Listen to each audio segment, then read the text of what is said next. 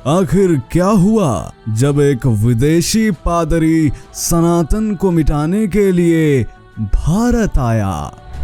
आखिर क्यों एक विदेशी ईसाई पादरी को हो गया सनातन की शक्ति का एहसास?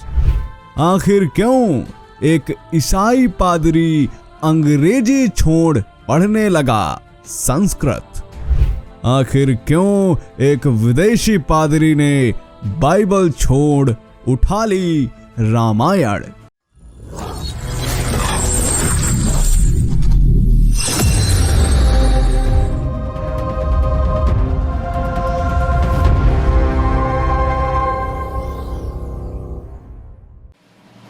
एक कहावत है कि हिजड़ा ज्यादा मटक के चलता औरत से। अभी कुछ दिन पहले आप सबने उदयनिधि स्टालिन का वह बयान तो अवश्य ही सुना होगा जिसमें उसने सनातन धर्म की तुलना डेंगू, मलेरिया जैसे रोगों से की थी। पिछले 6 महीने से लगातार सनातन धर्म पर इसी तरह से हमले किए जा रहे हैं, लेकिन वामपंथी मीडिया से लेकर विपक्षी नेता तक सब चुप है। सबसे ज्यादा हैरानी तो इस बात पर है कि वह नेता भी चुप हैं तो चुनाव के समय मंदिर मंदिर घूमकर खुद को हिंदू साबित करने में लग जाते हैं। भारत देश में आजकल पूरी तरह शांति है, ना कहीं धरना हो रहा है और ना ही प्रदर्शन, ना ही कहीं नारे लग रहे हैं, क्योंकि अपमान तो सनातन धर्म का हुआ है ना।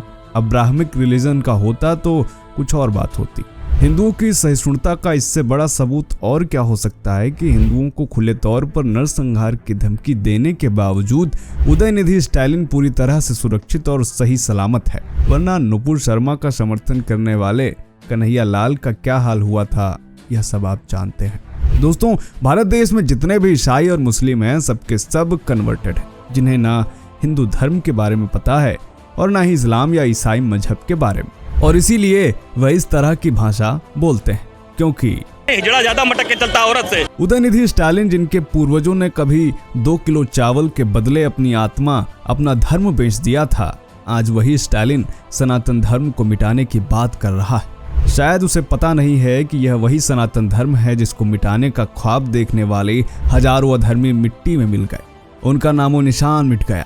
परंतु भारत से सनातन धर्म ना कभी मिटा है और ना ही कभी मिटेगा।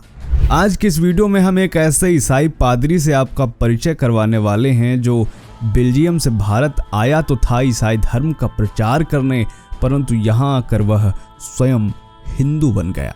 और ना केवल वह हिंदू बना बल्कि जब तक जीवित रहा उसने सनातन धर्म का प्रचार किया। आखिर कौन था वह पादरी और सनातन धर्म के प्रसार में इसका क्या योगदान रहा, जानेंगे आज के इस वीडियो में।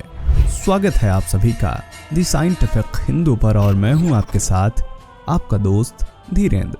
यह कहानी शुरू होती है 18वीं सदी से, जब 18वीं सदी के शुरुआत में ही भारत पर ब्रिटिश साम्राज्य स्थापित हो जाता है और मुगलों की तरह अंग्रेजों ने भी सनातन धर्म अर्थात भारतीय संस्कृति के खिलाफ कार्य करना शुरू कर दिया। वर्ष 1835 में सनातन धर्म पर सबसे बड़ा प्रहार लॉर्ड मैकाले करता है, जब उसने भारतीय शिक्षा पद्धति को गैर कानूनी बता दिया और उसको प्रतिबंधित कर दिया। साथ ही उसने संस्कार विहीन अंग्रेजी शिक्षा पद्धति की शुरुआत की जो आज तक चली आ रही, और इसे हम मैकाले शिक्षा पद्धति के नाम से जानते हैं। दोस्तों, ये वो दौर था जब हिंदू धर्म पर चारों तरफ से हमले किए जा रहे थे, उन्हें जातियों में विभाजित करके आपस में ही लड़ाया जा रहा था, हिंदी भाषी लोगों का अपमान किया जा रहा था। इस कारण जो लोग थोड़ा शिक्षित थे वह अंग्रेजी बोलने में अपनी शान समझने लगे थे। यह वह दौर था जब ब्रिटेन दुनिया भर के ईसाई पादरियों को भारत में आमंत्रित कर रहा था और उन्हें हिंदुओं को क्रिश्चियन बनाने का मिशन सौंप रहा था। इसी दौर में 1934 में ब्रिटिश हुकूमत की तरफ से एक पादरी भारत आता है जिसका उद्देश्य भारत में ईसाई धर्म का प्रचार प्रसार करना था, और उस पादरी का नाम था फादर कामिल बुल्के।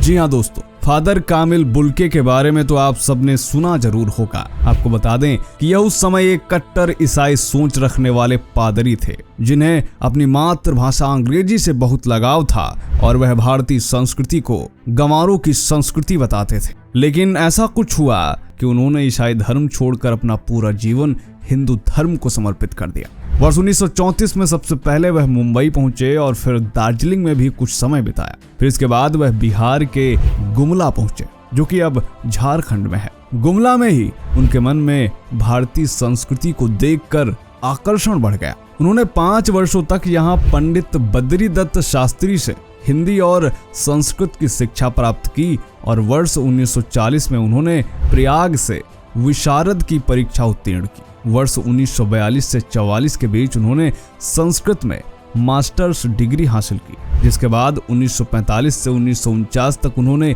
हिंदी साहित्य में पीएचडी की और उनकी पीएचडी का विषय था राम कथा का विकास। दोस्तों, यही वह दौर था जब भारत आजाद हुआ और अंग्रेजी हुकूमत समाप्त हो चुकी थी, परंतु फादर कामिल बुल्के को भारतीय संस्कृति से इतना ज्यादा लगाव हो चुका था कि वह वापस नहीं गए और अपना पूरा जीवन हिंदी भाषा व सनातन संस्कृति को समर्पित कर दिया।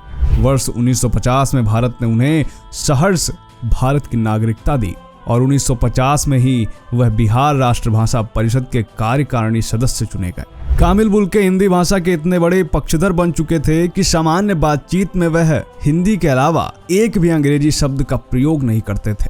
उन्होंने अपने संस्मरण में लिखा है कि जब मैं 1935 में भारत आया तो अचंभित था।